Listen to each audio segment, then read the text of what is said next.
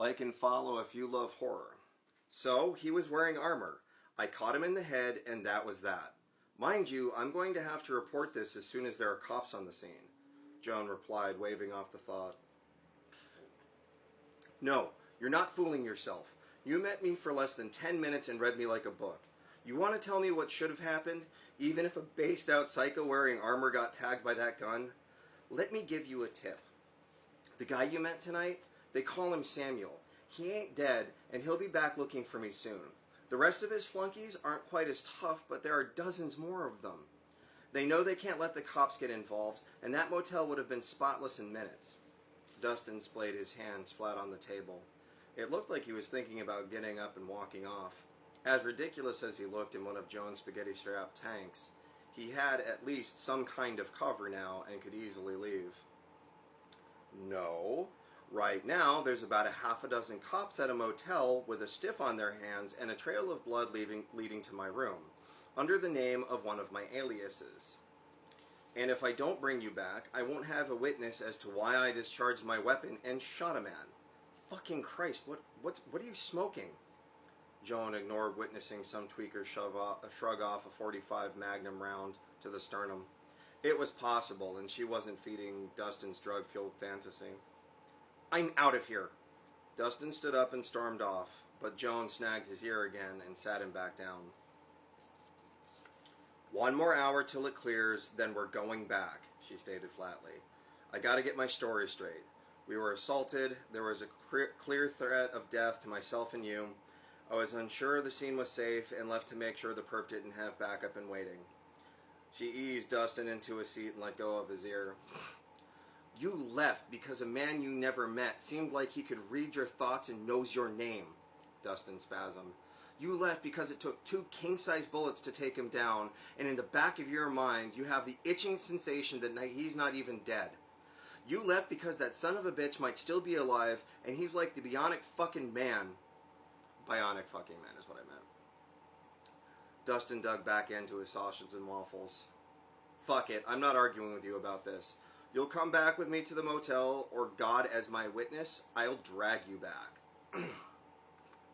Joan looked out the big front window across the street. There stood 6 men in leather jackets and jeans, like some ridiculous 1950s dance troupe. They were all staring at Joan and Dustin. Kid, when you said he had buddies, what do they look like? Practically like the fucking cast of Grease. Like they have no idea what a real dust gang is supposed to look like. Look, about that. Dustin started, but was interrupted by Joan. Shut up, kid, and look out the fucking window, she said, pulling her revolver out under the table. She reloaded the 2 spent chambers. Look, I've got exactly 6 rounds and most of a can of bear mace. The mace seemed to work on the big fella. I'll pass it to you under the table. If my revolver goes dry, I'll need you to start spraying like a polecat. I need about 8 seconds to reload if I don't fumble. She never fumbled, but there was a first time for everything. Fuck, that's probably not all of them. The whole place could be surrounded. They've come in packs of 12 or more. Dustin, visibly trembling. Mind you, it only takes 6. They might not be as unkillable like Samuel, but they're as tough as coffin nails. At that moment, a crash sounded from the kitchen. The door swung open, and the young night waitress staggered out. Blood fountained between her fingers as she held her neck. It soaked her apron. The whole restaurant gasped, and everyone at the bar stood up and looked at each other.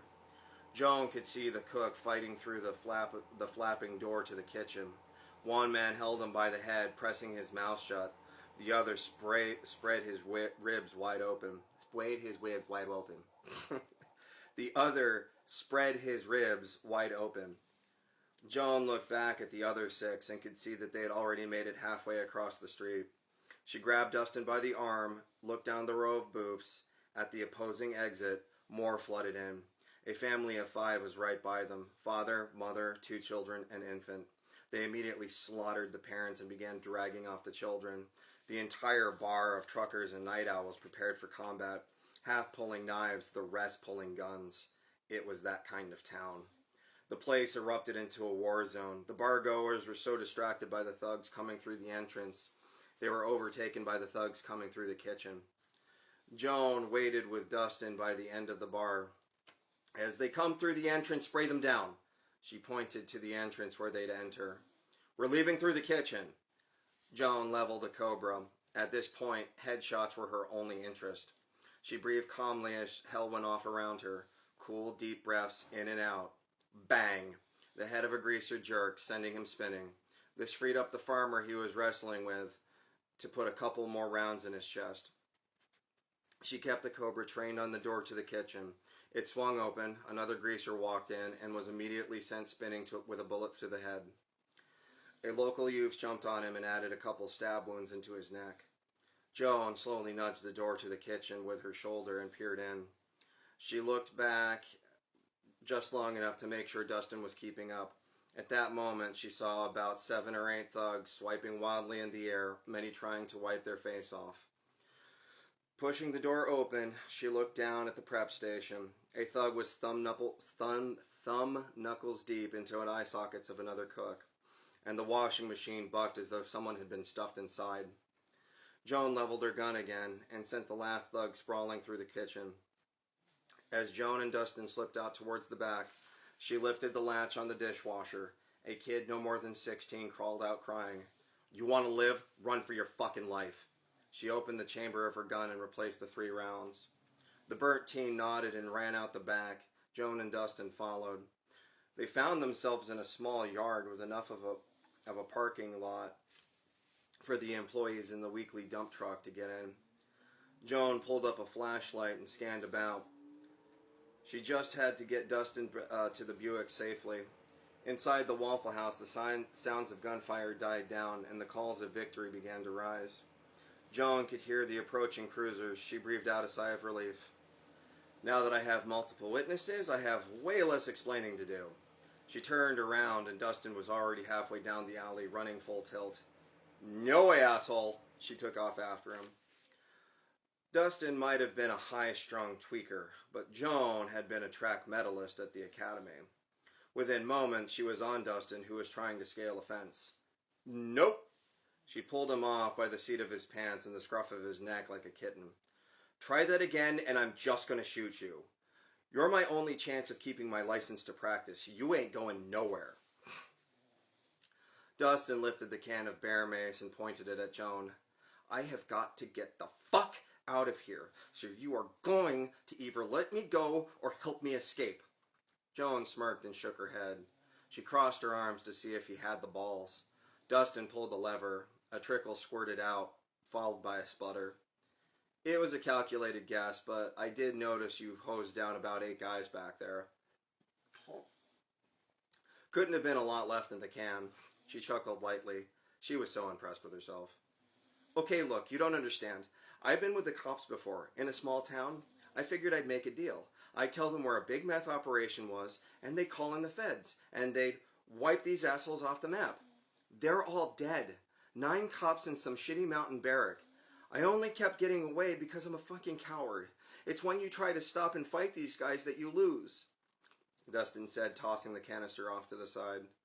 2 cruisers came to a screeching halt just down the alley at the Waffle House. Immediately, 3 cops rushed through the entrance and joined the fray inside the diner. Look, right there is the end to all this. We can get the feds down here. Hell, we can get the army down here. All we have to do is go turn ourselves in. Joan motioned back down the alley at the spinning lights on the top of the cop cars. Believe me, I want nothing more than to stop running, but Dustin began, but was interrupted by an inhuman howl. He immediately froze, like he did when Samuel attacked him at the motel. The gunfire in the Waffle House ended completely. There were slight cries of celebration. 1 cop popped out the entrance and vomited, clearly a little more than he was used to. I'm okay, he called back inside the restaurant. The howling came again, except this time it was right around the Waffle House. Before Dustin and Joan could react, a large, shadowy figure barreled over the cop and dragged him back inside. It was followed by at least 4 others just like it. They moved too fast to be perceptible, but they were like goddamn gorillas. The cheers of victory from inside immediately turned into screams. We've only got a couple seconds. Dustin blew